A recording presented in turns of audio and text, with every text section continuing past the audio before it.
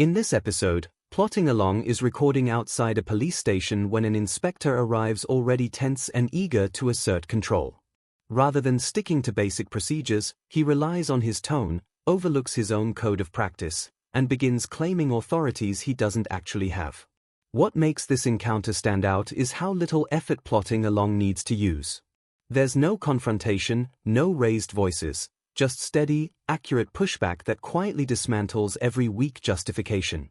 With no solid ground left to defend his position, the inspector neither explains nor enforces anything.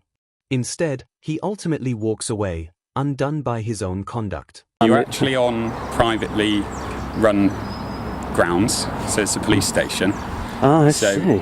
If you'd like to come to the public area... Would that be privately run on the basis that it's publicly funded? Yeah, but that's not relevant to the fact that it's public infrastructure. It's highly relevant. Hold on. It's highly relevant. You're trespassing on the police station. Okay. Is trespass a civil or a legal matter? Is trespass a civil or a legal matter? Do you have a request of the police? Yes, answer the question. Is trespass a civil or police matter? Do you have a request? I'll answer the question for the benefit of my viewers. I think what you're here to do is to ask silly questions. It's a civil matter. It only becomes a police matter when it's aggravated trespass. If you could you do me one favour just to carry on with this consensual conversation? Provide me with three forms of address.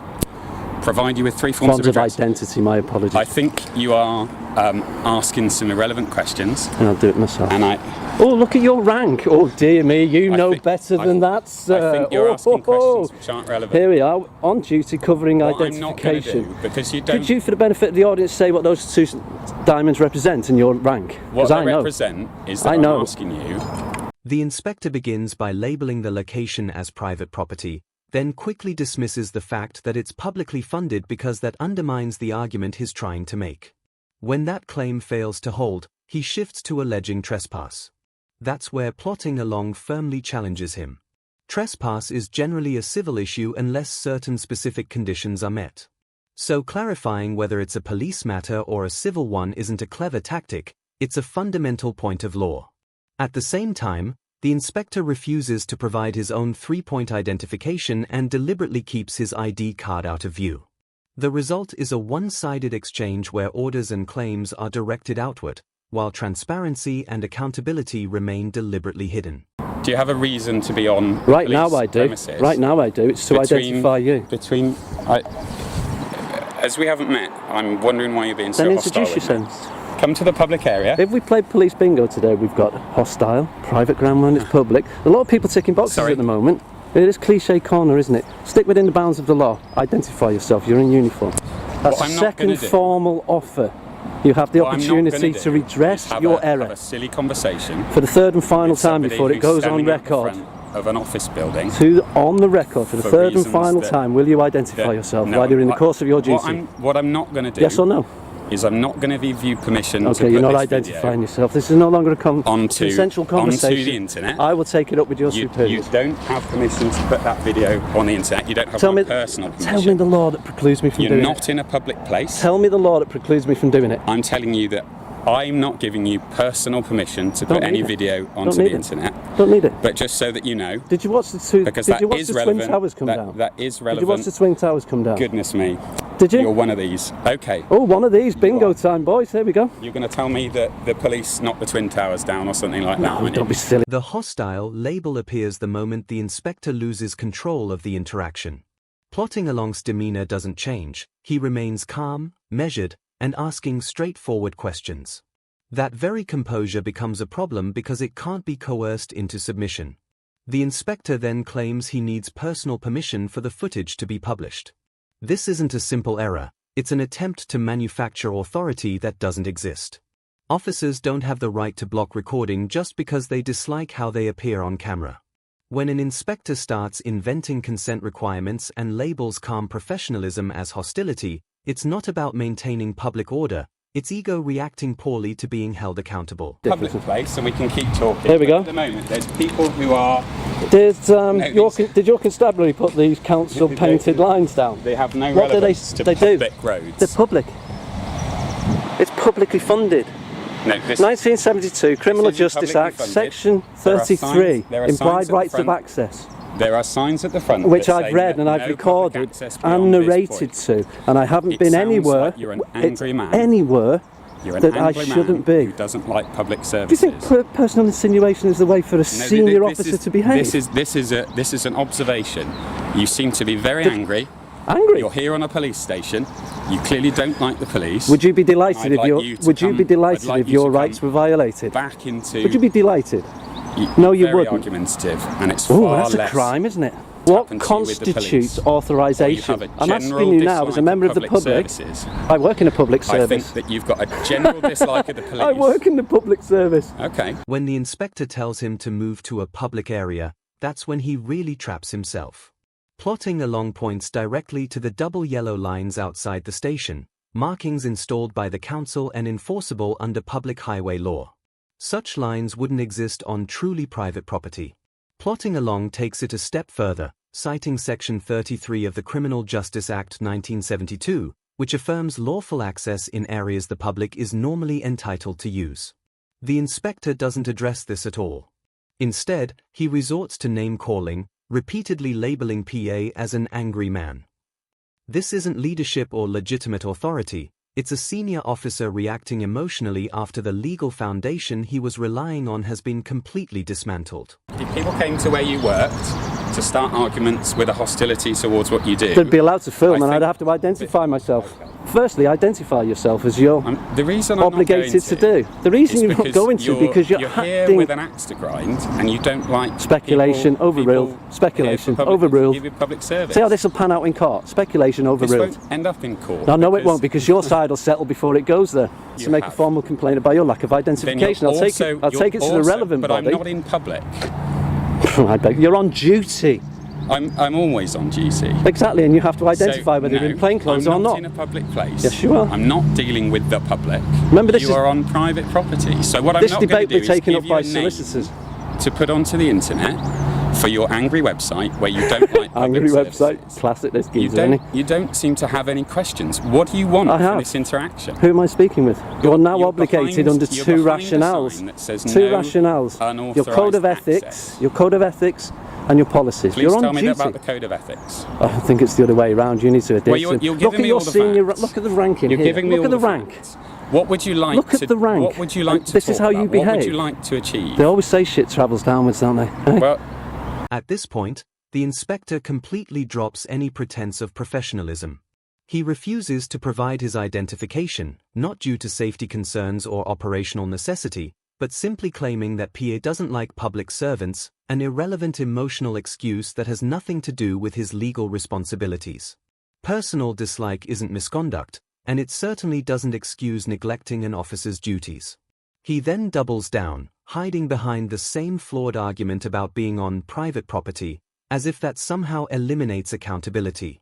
Plotting along exposes the flaw perfectly, pointing out that under the police code of ethics, providing identification isn't optional, it's a fundamental duty tied to transparency and public trust, regardless of location or personal feelings. sensitive site. Sensitive. Put some soothing lotion on it then if it's sensitive. So you're funny as well as interesting. Brilliant, aren't Every I? one of your viewers will find this fascinating. Please don't walk towards my staff because, unlike me, they're Your not staff? they're not used to people who dislike the police wandering round.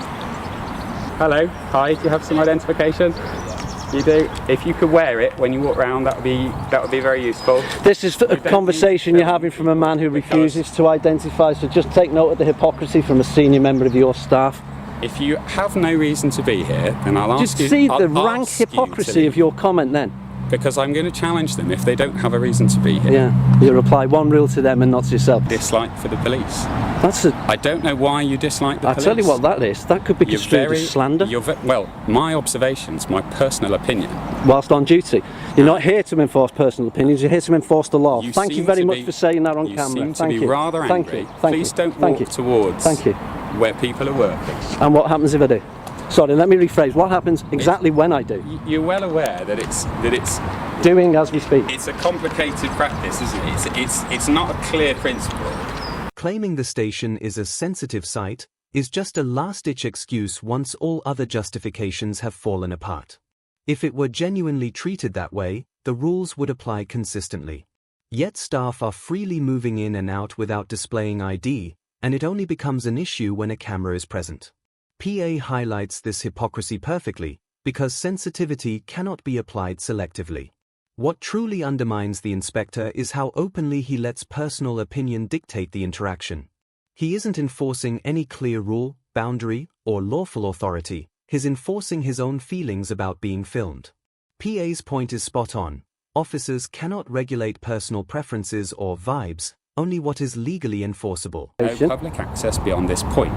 You know no, it didn't. Well it said no unauthorised access. You know full well why we have that. Because of the dangers that police officers face. Here we go. Because of the hostilities from people ranging from casual, camera-wielding, angry people who don't like society and have a problem with public services. I work through in public to violent service. acts. This is brilliant. Through to violent acts. Am I committing a violent act? No, that's Am why I I said intimidating through. you? So that range. Am I intimidating you? If you'd like to be famous, I suggest you come up with some content that has a purpose, or ask a question that you think you might get an answer to. You're less than Wayne Couzens. Rants like this, citing. You're less than Wayne Couzens. Bits of information. Less than Wayne Couzens. He identified. Now, if a police officer is on duty in public, I'd expect them to identify themselves. I've had to cut on out duty's the key. because you've brought your angry rhetoric against public on service. Duty's the These key. are people who work on here, duty's the key.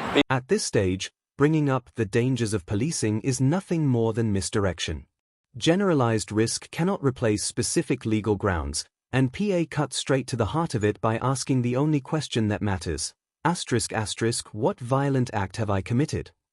***, the silence that follows speaks louder than any speech about officers' safety ever could. You cannot take the worst experiences from your job and project them onto someone simply because it's convenient. That tactic turns genuine risk into a rhetorical shield, a way to justify interference when no lawful reason actually exists. These officers may identify themselves because they're on duty. They're in uniform. You're all in uniform. No, you've come to my office. So I what? don't face the public. You and are I now. work in an area that none of the public You're have facing access. a member of the public right now, So but you have also no then right to move on remove me. No, I said that I'm not going to. You have no right to. Well, let's talk about You've it argued in trespass. in a public place. Trespass is a civil matter. It is, If it's aggravated trespass, you're standing more than in welcome. front of- you're standing in front of a building, Said building. which you don't have a right to stand in front Standing. of. And the moment you start Untrue. intimidating staff coming in and out I'm not of the main intimidating exit anybody. That's by a your false presence, accusation. You're making a false then accusation it on will become record. an aggravated trespass. You're making a false You're accusation. standing in front of the double security door False to some accusation. infrastructure which carries a risk and a False threat. reporting is a If crime those under the staff- 1967 if those Criminal Act. staff You do are realise that, don't intimidated you? by your presence, then you'll find yourself liable to be dealt with under aggravated trespass, which is a criminal intent. So I'm going to leave you with the officers who are on duty. You're going- for final while you time, try you're going and to- intimidate my Are you staff with trying your to- angry for the final rhetoric, which time? we've heard so many times. Then learn the It's lessons. called conspiracy Learn- theories.